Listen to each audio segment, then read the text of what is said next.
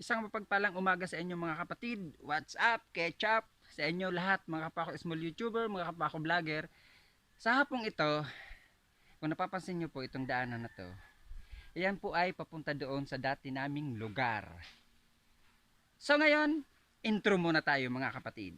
Ito po ang dating lugar namin, ito po ang daan sa amin, ito ang karsada po namin noon ng mga panahon ng kami po ay mga binata at dalaga pa ng aking asawa at ng aking mga kababata at ng aking mga kalapitbahay dito dati.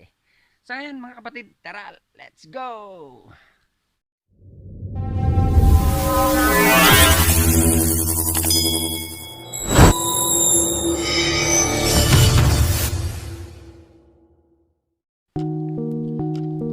Ito po, ito na nga mga kapatid.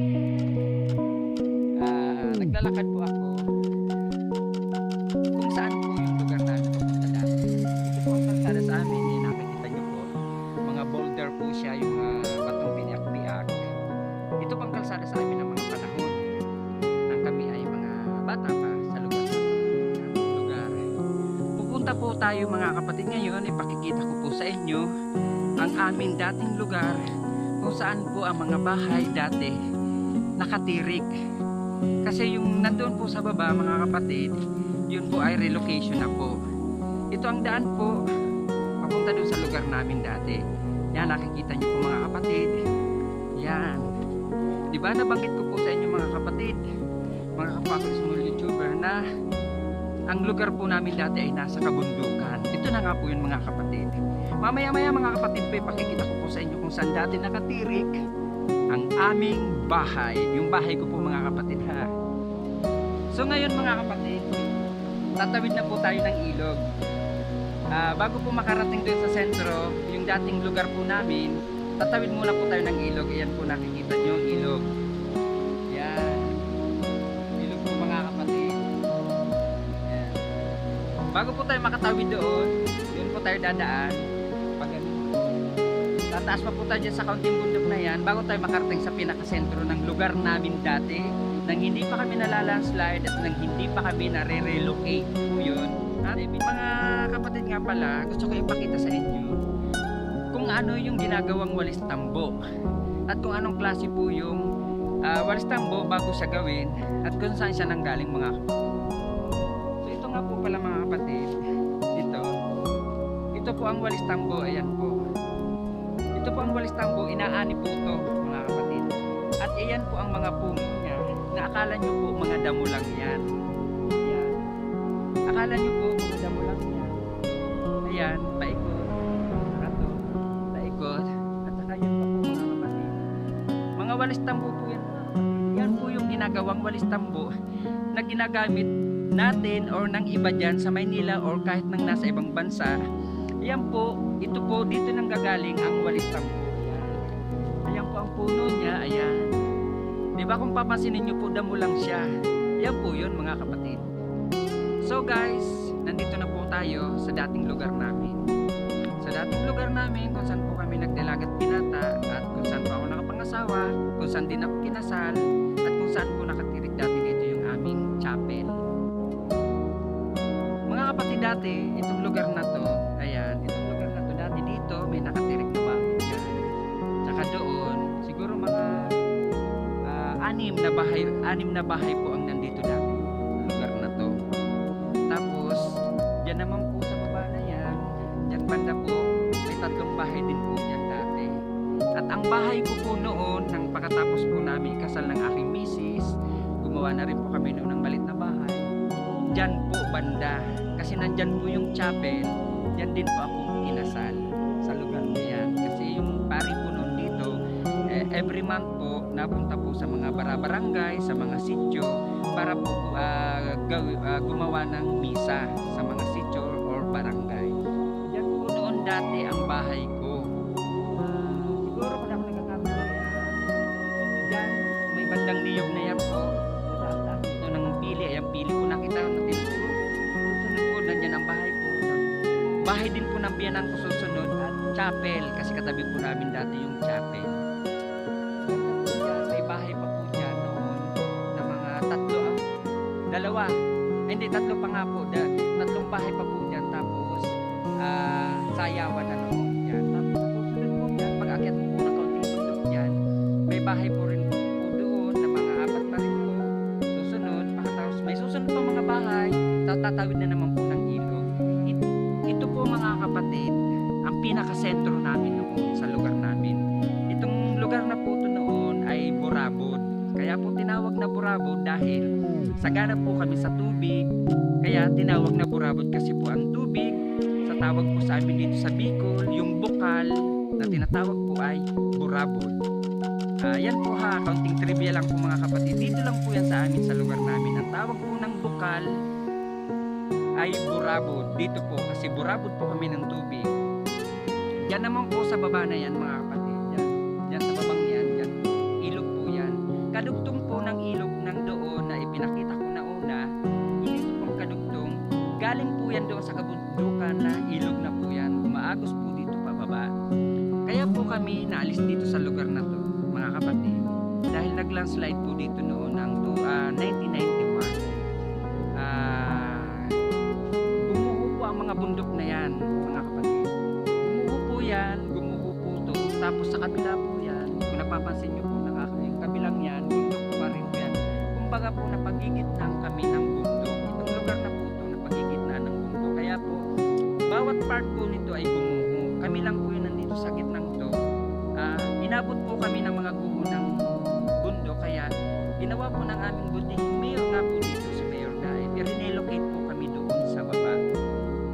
Dahil delikado nga po mga kapatid. Kaya kung napapansin nyo po, wala na mga bahay dito. Pero dito po ako lumaki. Ano ibig sabihin? Dito po ako nakapangasawa kasi hindi naman po ako lumaki talaga totally dito sa lugar na to. Kaya po ako nakarating sa lugar nito dahil tatay ko po kasi nakapangasawa ng pangalawang asawa dito sa lugar na to. Kaya dito po ako nagpinatana. Yun. Tapos, yan nga, madaling salita. No? Na-relocate kami, inalis po kami dito sa lugar na to. Ito po ang lugar ko noon. Sa lugar na to, ilan lang pang bahay dito, siguro mga wala pa nga pong mga 20 katao.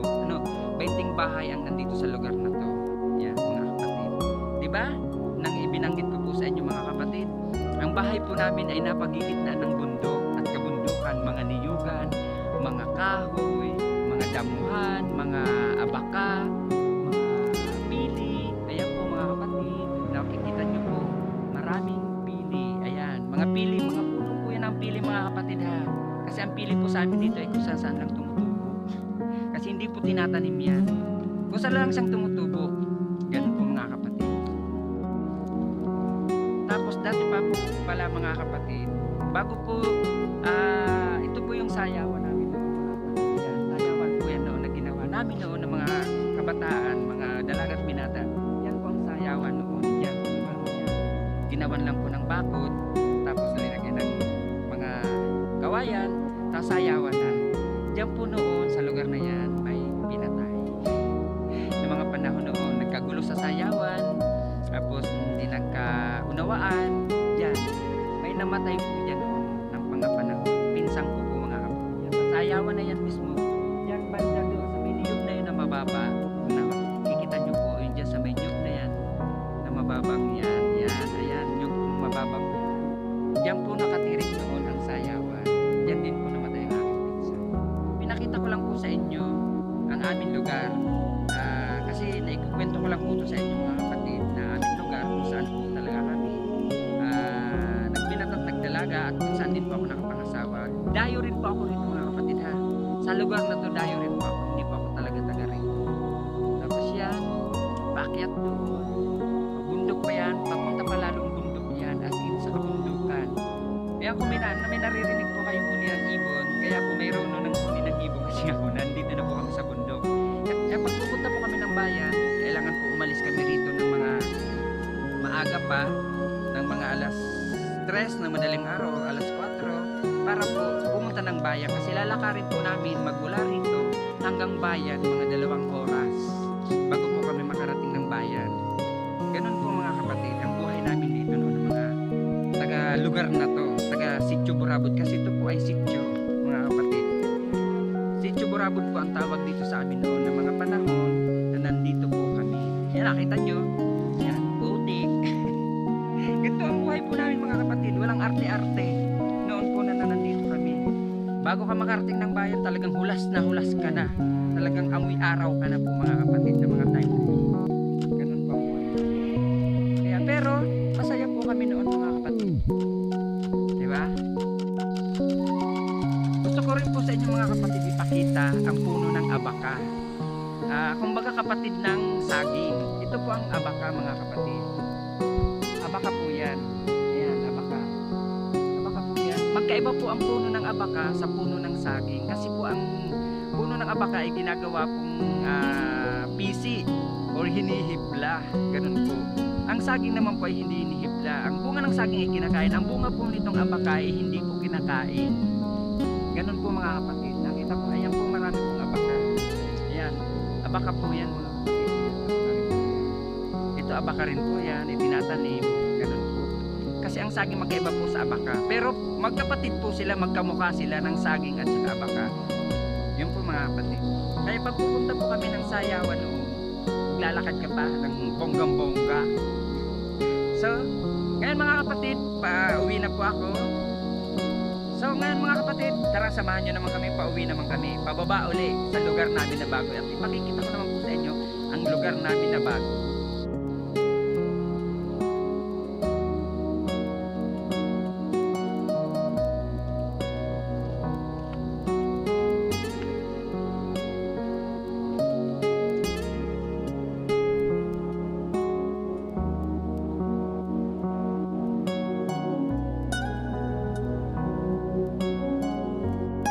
So ngayon mga kapatid, kung ipinakita ko po sa inyo yung dating lugar namin doon po sa pinuntahan ko po kanina yung dating lugar namin kung saan po kami nagdalagat binata. Ngayon nandito naman po tayo ngayon sa bagong lugar namin kung nasaan naman po. Ngayon talaga yung mga tao na dating nandoon, ngayon nandito na po sa lugar na to. Ito na po sila at nagkaipon-ipon na po. Kung dati po doon sa lugar na yon, doon po sa pinanggalingan namin kanina, doon po sa kabila ng bundok na yan, hiwa-hiwalay po yung mga tao. Ngayon naman po, halos dikit-dikit na naman po sila ngayon dito sa lugar na to. Ito na po ngayon ang bagong sitio Burabot. Yan, nakikita nyo po. Ipon-ipon na po at magaganda na rin po ang bahay, mga simentado na, mga yero na. At kumbaga, mas maayos po ngayon kaysa doon po sa dating lugar namin. Kasi, ito na nga po, maganda na. Ayan. Yan, bahay po yun ang tiyahin ng misis ko. Yan po. Pinsan pala ng misis ko. Tapos po yun, tiyahin po ng misis ko. Yan na po ang aming lugar ngayon na bago. Yan. Diba? Ang ganda-ganda na po ng lugar namin. Ang bago naming lugar dito sa bagong Sitio Burabot. Ito na po ang relocation site namin. Yan, may kuryente na po. Napapansin po, may kuryente. Kung doon po sa dating yun, wala akong kuryente. Gasera lang or gas lang ang ginagamit sa amin doon. Dati, ngayon, may kuryente na po. At may mga kalsada na, may mga motor na, may mga sasakyan na rin po ngayon dito sila mga nabili kasi medyo umasenso. Asenso na rin po at gumaganda na rin po ang buwan. Ito na po ang lugar namin ngayon mga kapatid. Yan, papasin nyo yan, may nagtatrabaho sa taas. Na nga po. Ito na po ang lugar namin. So ngayon mga kapatid, bago ko tapusin ang aking vlog, huwag nyo pong kakalimutan na i-subscribe ang aking YouTube channel, Ricky Uragon Vlog.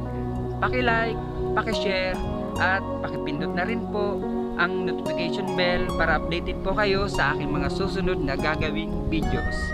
Shoutout nga muna po pala sa aking mga member na sina Tuning TV, Rainy Rio, Digin Channel, Diboy Vlog, Sean Migloy, Romel Kaiwan, Icard Cardoba, tapos si Charms Vlog, tapos si sino pa ba ang nakalimutan kong aking member mga kapatid? At Romel Kaiwan, mega love shoutout sa iyo kapatid. At higit sa lahat sa iyo, Mamila Pray, isang pagpalang hapon na sa iyo Mamila Pray. Kumusta po? At maraming salamat sa suporta mo sa akin lagi na hindi mo pa ako lagi nakakalimutan kahit na nasa Maynila pa ako or nandito na po ako sa aming probinsya, dito nga po sa amin sa Bicol. Nandiyan ka pa rin po palagi sa akin sa pagsuporta. So once again mga kapatid, uulitin ko, maraming salamat at God to be the glory. Bye bye. God bless you.